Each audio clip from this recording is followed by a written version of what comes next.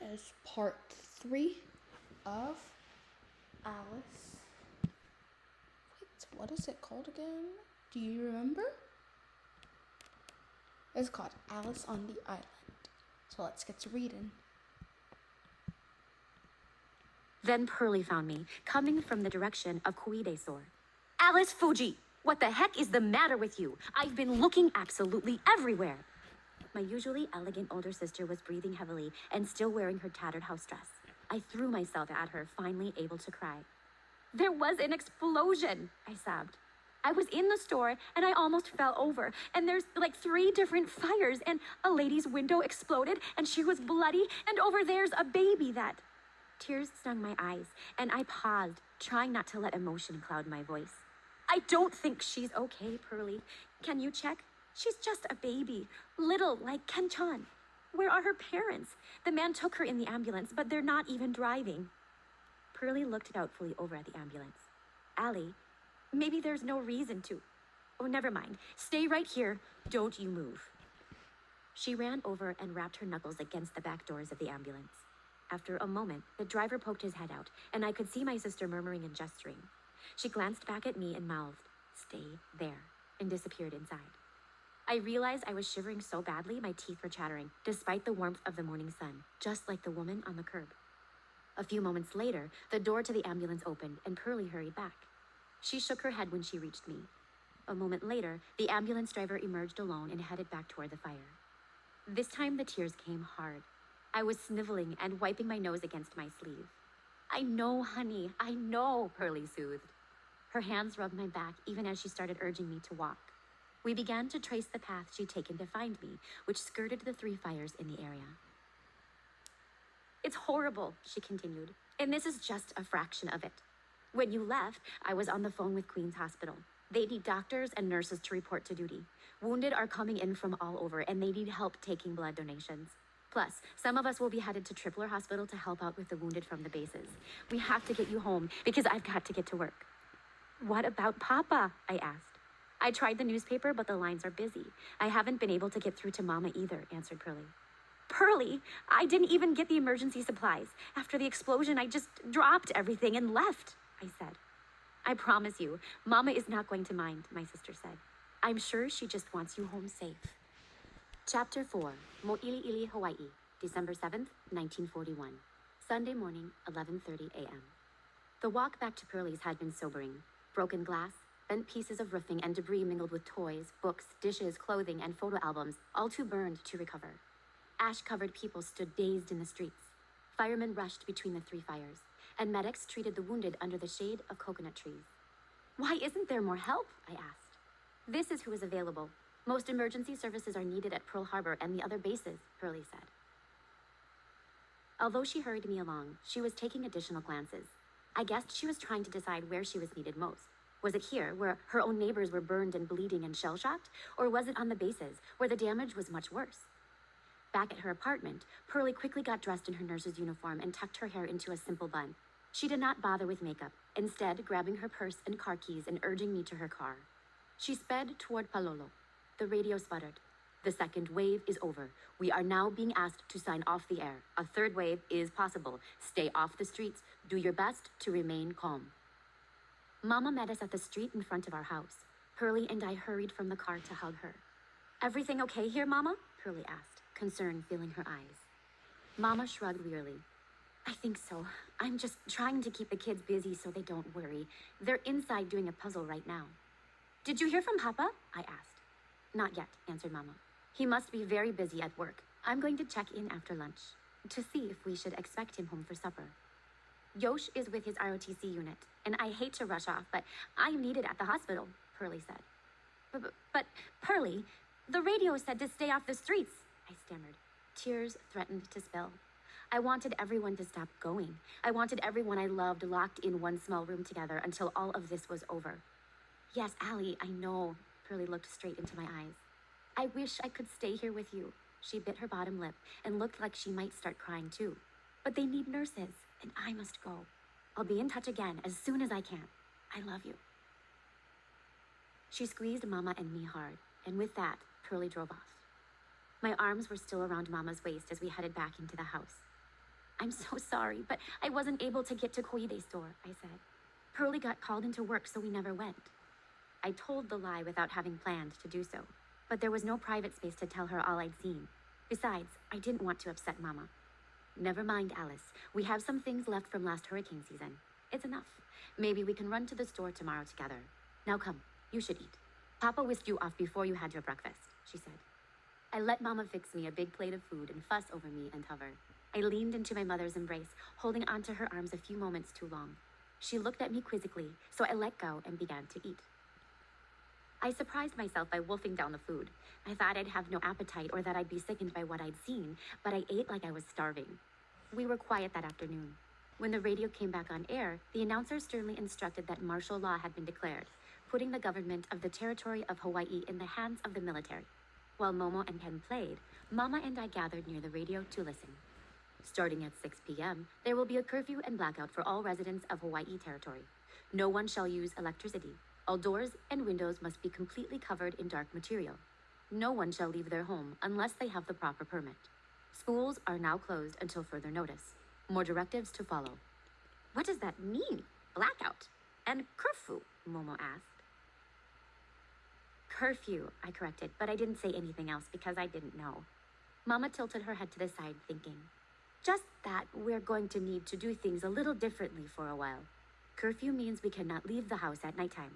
That's easy, we're almost always home anyway. Blackout means we cannot use the lights at night, and we have to put up special curtains. That's okay, maybe we just eat dinner and go to bed earlier. I hate the dark. I'm scared of the dark, Momo said, pouting. It'll be okay, said Mama. We can all sleep together, then you don't have to feel afraid. Mama and I pulled her mattress down the hall to create a family bed in the room I shared with Momo and Ken. Our bedroom was the farthest from the street, with the side door exit, as well as windows from which we could escape if needed. When Momo and Ken weren't watching, Mama showed me that she had hid a cleaver and a santoku knife in a top shelf of their dresser. Just in case, she said. In case of what? I worried. I remembered Pearlie saying she'd heard reports of Japanese pilots in the hills. Would the enemy show up at our house? And then what? Mama would scare them off with the same cutlery she used to make chicken fried steak? I noticed there were 2 knives and that she'd made sure I knew where they were. Did she expect me to use one if necessary? Not long after we moved the mattress, there came an urgent rapping at our front door. Mama opened the door to 2 Caucasian policemen. We're looking for Shiroku Fuji, one said. Mama said, he is not here. Her voice had an edge to it, and she used her body to block the doorway from their view. Well, where is he? The man demanded. Sorry, I don't know, Mama said. The second cop's voice was more respectful. When do you expect him back, ma'am? Again, so sorry, don't know. Her voice was quiet and firm. We'll be back, the first cop snapped. Okay, is that all? She waited just long enough for the second man to nod and then shut the door. She stood a moment, staring at the closed door. Then she nodded to herself, headed to the kitchen and picked up the phone. She dialed, waited, hung up. Dialed, waited, hung up. Over and again. Chapter 5. Palolo, Hawaii, December 7, 1941. Sunday afternoon, 3:30 p.m. Who are you trying to call, Mama? I finally asked. Papa, she answered. He should know the police are looking for him. Yeah, Mama. How come there were police? Momo piped up. Mama shrugged. I don't know. Maybe it's nothing. Or a misunderstanding. But I don't have a good feeling. Suddenly, the house seemed too large and spooky. Every room Mama entered, we followed. But when I heard Mama's tisks of irritation, I sat Mo and Ken down with me in the living room. There we could watch her disappear and reappear. A pile grew in the room with us. Kimonos, books written in Japanese, a white paper parasol with red blossoms on it, the framed lilac and gold family crest of wisteria climbing. Momo and Ken fell asleep sitting up on the couch, leaning against my body. But then Mama began shoving the items into the suitcase, and I could no longer keep quiet. Why are you packing a suitcase, Mama? I asked, trying to keep the tremor from my voice. If the police come back, Allie, I'm not going to give them anything to find, Mama declared. She began dragging the suitcase outside. Untangling myself from my sleeping siblings' limbs, I rose to help. Wordlessly, we wrestled it down the front stairs and into the small crawl space beneath the porch. There was nothing there but a stray cat that ran off and 4 large bags of potting soil. We used them to hide the suitcase. There, said Mama, wiping her hands on her house dress. Back in the house, I perched on a kitchen stool while Mama dialed the phone again, waited again, and hung up again. She seemed very discouraged, but she kept trying. Finally, her spine straightened and she began speaking entirely in Japanese. I heard her say, "Shigeo-san, onagai shimasu," politely asking to speak to one of Papa's coworkers at Nippujiji. After that, she spoke too fast for me to follow along with my limited Japanese. I listened as her tone went from questioning to demanding to apologizing. When Mama hung up the phone, she banged it down hard in its cradle. I winced, waiting for Momo or Ken to wake up, but they didn't. Looking at a sticky note, Mama picked the phone back up again. "Hello, Mr. Padilla? It's Mrs. Chieko Fuji, Shiroku Fuji's wife." "Yes, from the garden club. How kind of you to remember. May I call on you for a favor? We are selling some bonsai, and I know you are a collector." Why was she selling Papa's plants? I didn't understand. "It would be best if you could come today," she said. "As a courtesy, I called you first, but we will have others making offers too. A half hour? Okay. You remember where? That's right, 10th. Past the #1 store, the driveway after the big mango tree. See you then." After Mama hung up the phone, I whispered, "Why are you selling Papa's plants?" Mama whispered back, "The police found Papa at Nippujiji Alley. They took him in for questioning." "Questioning?" I cried. "Why? What for?" I was shocked. "I don't know," Mama snapped. Then she added, "I'm sorry. I didn't mean to yell. It has something to do with the attack this morning, which, of course, Papa had nothing to do with. He's not even from Japan. I mean, his parents were, but he was born and raised here. He is an American citizen. If the police had suspicions, you'd think they'd take me instead." "Why would they want to take you?" I asked, confused. "Oh, they wouldn't, Allie. Don't worry," she soothed. "I'm just thinking. I'm just surprised they want to question a loyal American citizen over his Japanese immigrant wife." It frightened me to think about Mama getting questioned too. Mama sighed. "I said I don't know. I hope so. But like I told you, if the police come back, I am not going to give them anything to find. We're good Americans here. No kimonos or Japanese books or bonsai or traders to be found here." "Okay, Mama. I think I understand," I said. "But please don't sell the Alice." She paused in the doorway, surprised. "Allie, we need to get rid of everything. It's not a safe time to hold on to being Japanese." "No, Mama, not the Alice. Forgive me, but I will not let you sell the Alice." We were both surprised by my stubbornness. "Such a foolish girl." Mama stomped her foot hard. "Fine, keep it, but I better not see it. Find a good place to hide it. If I can see it, it's gone." Mr. Padilla purchased all of Papa's bonsai, all except the Alice, which I had hidden on the roof. It wasn't a perfect spot since it was now in direct sun and would be hard to water, but Mama would never find it because she was afraid of heights. After Mr. Padilla left, Mama called the police station, Nippujiji, the neighbors, whomever she could think of that might know more about Papa. We had been instructed not to make calls unless it was an emergency, but missing family members were an emergency, for us and for others. It was no wonder the lines were busy.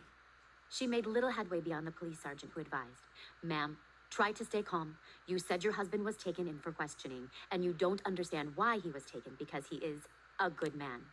Well, no doubt once he answers our questions, he'll be home. But it's been a very long day for everyone, and he's not the only one who's been brought in. It won't be more than a couple days at most." So, Alice's father has been taken in for questioning.